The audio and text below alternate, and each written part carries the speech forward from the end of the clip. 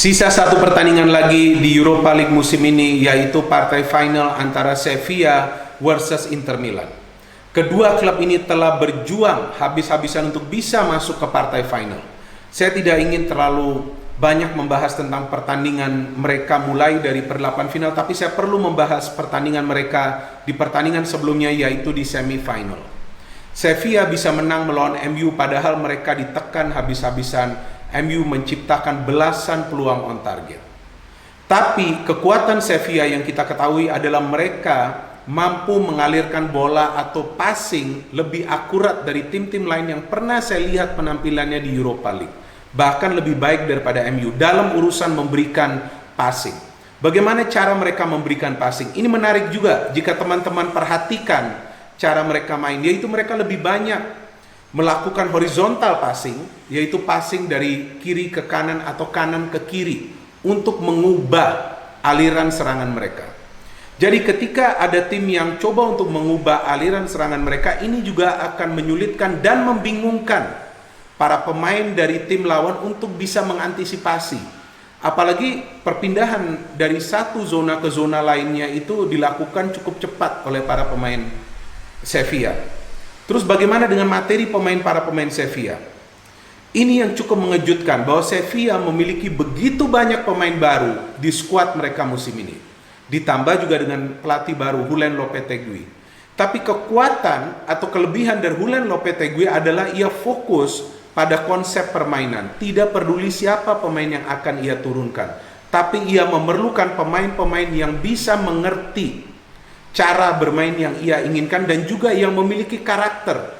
Jadi kalau teman-teman perhatikan para pemain Sevilla ini semuanya memiliki karakter yang khas dan unik serta berbeda. Contoh, Ocampos adalah pemain yang memiliki kecepatan tapi jiwanya juga adalah jiwa petarung. El Nesri lebih banyak diam di depan tapi ia mematikan ketika mendapatkan peluang. Suso kita tahu adalah pemain yang juga sulit dikawal dengan gerak-gerakannya yang eksplosif. Banega juga tipe petarung tapi juga bisa mengendalikan irama permainan, bisa memberikan passing-passing yang akurat ke lini depan. Di belakang ada Conde, ada Diego Carlos, dua center back baru di kubu Sevilla yang bisa menyetel sejak awal musim. Di belakang yang lebih menarik lagi adalah Bono yang juga adalah penjaga gawang baru yang direkrut Sevilla, awalnya dipinjam dari Girona dan sekarang sudah dipermanenkan. Tapi dengan begitu banyak pemain baru, seperti yang saya katakan tadi, konsep permainan dari Lopetegui ini bisa cepat dipahami oleh para pemain. Dan siapa sih kira-kira yang merupakan key player dari Sevilla? Mungkin jika teman-teman melihat Ocampos banyak mencetak gol, Suso pergerakannya liar, Conde dan juga Diego Carlos nih penampilannya solid di belakang Reguilon dan juga Navas, penampilannya mobile, bisa maju ke depan membantu serangan, turun lagi ke belakang untuk membantu pertahanan sama baiknya. Tapi saya melihat Ever Banega, pemain di lini tengah Sevilla, inilah pemain yang merupakan kunci dari Sevilla untuk bisa membangun serangan dan juga mengendalikan irama permainan.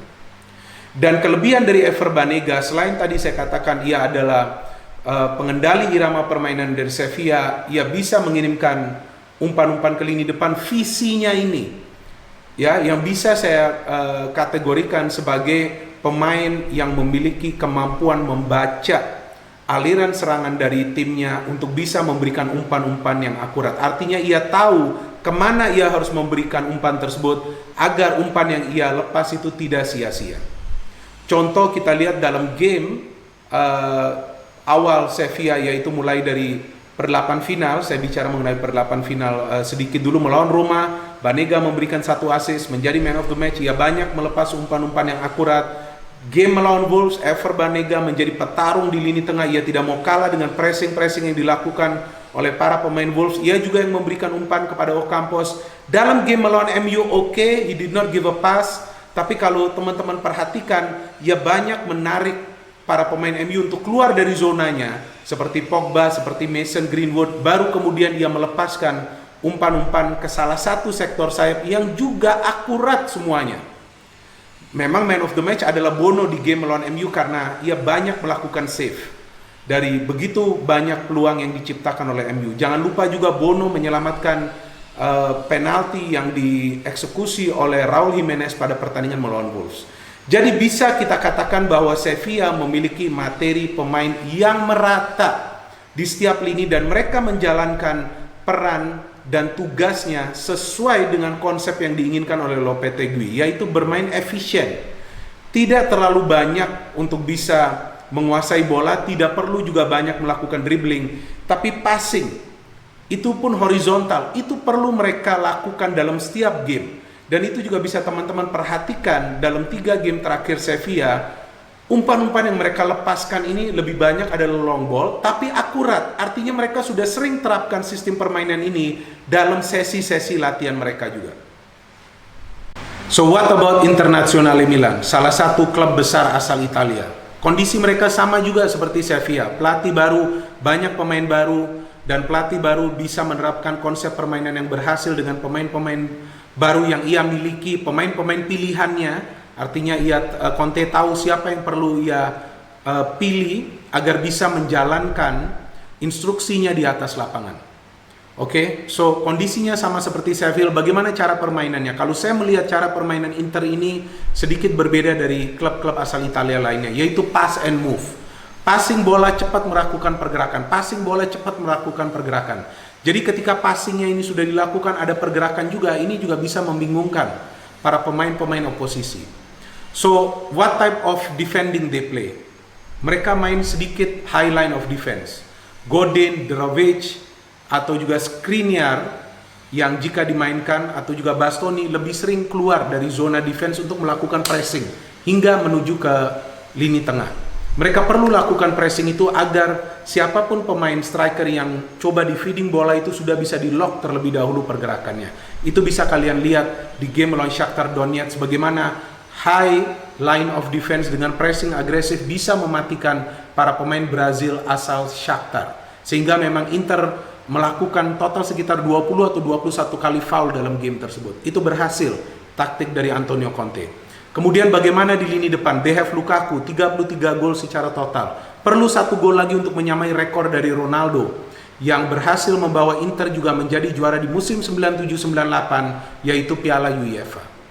So Lukaku memiliki chance untuk menyamakan rekor tersebut atau juga melampauinya. Siapa lagi? Martinez. Saya kira jika di Sevilla key playernya adalah Banega, di Inter key playernya adalah Martinez. Movement of the ball-nya, agresivitasnya sebagai pengganggu dari para pemain tim lawan yang berada di pertahanan, dan juga asis-asisnya yang akurat ini juga membantu Lukaku dan pemain-pemain lain untuk bisa mencetak gol. Buktinya kita lihat pemain seperti Barella, Brozovic juga bisa mencetak gol karena pergerakan aktif dari Martinez. So bagaimana caranya mereka bisa menciptakan begitu banyak gol? Karena yang memberikan asis ini tidak hanya satu orang. Contoh Lukaku, dalam 3 game terakhir ia berhasil mencetak 4 gol. Tapi pemain-pemain yang memberikan asis kepada Lukaku ini, dari 4 gol yang berhasil ia cetak adalah pemain-pemain yang berbeda.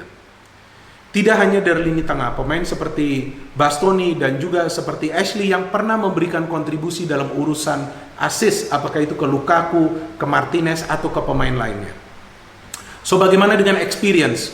Banyak pemain berpengalaman di MU. Lukaku salah satunya pernah bermain di MU, kita tahu salah satu klub besar di Inggris. Kemudian Godin pernah bermain di Atletico Madrid, pernah bermain di final UEFA Champions League. Ia tahu seni bertahan yang benar seperti apa. Handanovic, pemain yang sudah lama berada di Internazionale Milan. Antonio Conte, pelatih yang memang memiliki track record juara bersama Chelsea, sebelumnya bersama Juventus, tapi Conte belum pernah meraih gelar di Eropa. Ini chance-nya dari Antonio Conte. Dan terlihat ia begitu serius untuk mempersiapkan timnya dalam setiap game Europa League, walaupun persepsi banyak orang bahwa Europa League adalah kasta kedua atau mungkin kasta ketiga dalam kompetisi antar klub Eropa. Tapi saya kira tidak. Karena setiap tim yang masuk ke sini, mau tim besar, tim kecil, akan berjuang untuk bisa meraih prestasi, karena akan masuk juga di dalam bagian dari sejarah klub mereka bahwa mereka telah berhasil meraih gelar di Eropa. Dan juga kan perjalanan Inter ini tidak mudah. Mereka juga bisa mengalahkan Bayer Leverkusen, sebelumnya Getafe. Dan uniknya dari Inter dan juga Sevilla, mereka tidak pernah menggantikan starter di line up sejak babak per-8 final. Artinya mereka sudah tahu nih, bahwa chemistry antara pemain yang mereka butuhkan adalah pemain-pemain ini yang sudah terjalin dari babak per-8 final. Jika Sevilla tadi saya katakan mengandalkan horizontal passing, maka Inter lebih banyak mengandalkan direct passing, yaitu memberikan passing langsung ke depan, apakah itu through pass ataupun long ball, karena mereka punya 2 striker. Beda seperti Sevilla yang punya 1 striker murni, yaitu Nesiri. Dan uniknya juga satu lagi dari Sevilla, 3 pemain di depan itu adalah pemain-pemain baru. Dari Inter hanya 1 pemain baru, yaitu Lukaku. So who has the chance? Ini saya katakan key strateginya. Key strateginya dari Sevilla jika mereka ingin menghentikan Inter mencetak gol, karena Inter adalah tim yang produktif, kalian bisa lihat statistik di Serie A-nya, bagus, banyak mencetak gol, di Europa League juga begitu. Mereka perlu mematikan Martinez yang tadi sudah saya katakan pemain yang agresif, troublemaker, dan juga pergerakan tanpa bolanya ini bisa mengganggu perhatian para pemain bertahan di Sevilla, yaitu Conde dan juga Carlos yang bermain sedikit low line of defense. Kenapa? Karena ada Fernando dan juga Jordan yang melapisi mereka. Jadi gerak-gerik dari Martinez ini yang perlu diperhatikan, karena ia dengan gerak-geriknya itu ia akan membuka ruang bagi pemain-pemain Inter. Apa key strategi dari Inter? Mematikan Ever Banega. Oke, Ever Banega is not a dribbler, ia tidak memiliki speed, tapi visinya ini sangat berbahaya. Jika ia tidak dimatikan, ia bisa memberikan umpan-umpan akurat yang memungkinkan para pemain yang berada di 2 sektor flank untuk bisa berkreasi dan mengirimkan crossing-crossing yang berbahaya. Jika teman-teman perhatikan mayoritas gol dari Sevilla yang mereka berhasil cetak di Europa League, semuanya dari crossing-crossing, apakah dari kiri ataupun dari kanan.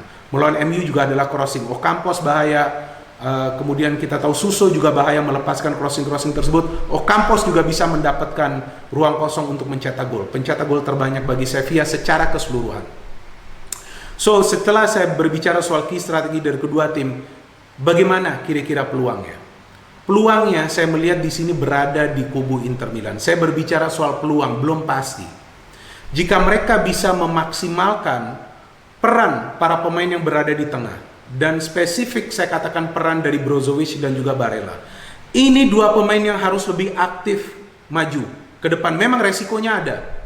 Tetap resikonya ini ada untuk maju, tapi mereka harus. Karena jangan memberikan istirahat bagi Jordan atau juga Banega, ya, salah satu dari 3 pemain yang berada di tengah untuk banyak beristirahat.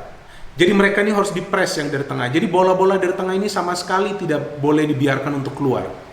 Jadi saya kira jika Inter bisa melakukan itu dengan mengandalkan Barella dan juga Brozovic yang selain memiliki kemampuan attacking yang bagus dan juga kemampuan pressing yang baik, maka Inter bisa mencetak gol lebih awal dan Inter memiliki peluang untuk meraih gelar Eropa mereka setelah mungkin 10 tahun lalu mereka berhasil meraih juara Liga Champions bersama Jose Mourinho. Oke, so itu dia tadi kesimpulan saya yang bisa saya berikan. Segala sesuatunya bergantung kepada perjuangan para pemain dan juga faktor luck. Yes, faktor luck juga akan menentukan di partai final. Tapi di atas semua itu kita tahu bahwa taktik dan strategi dari kedua pelatih ini juga krusial. Saya mengharapkan kedua pelatih ini tidak menggantikan strategi atau taktik mereka agar pertandingan final nanti akan berjalan menarik dan kita harapkan bisa lebih dari 1 gol yang tercipta, meskipun feeling saya bahwa ini akan berakhir dengan skor tipis. Ya, kemenangan akan berakhir bagi salah satu tim dengan skor tipis dan peluangnya lebih besar berada di kubu Inter Milan. Kualitas mereka jauh lebih baik. Mereka memiliki pemain-pemain yang sudah membentuk karakter mereka di bawah pelatih baru mereka, Antonio Conte. Sevilla saya menilai tim yang lebih oportunis.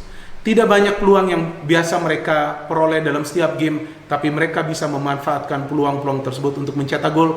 Inter are a different level. No hate, only football. Salam sepak bola.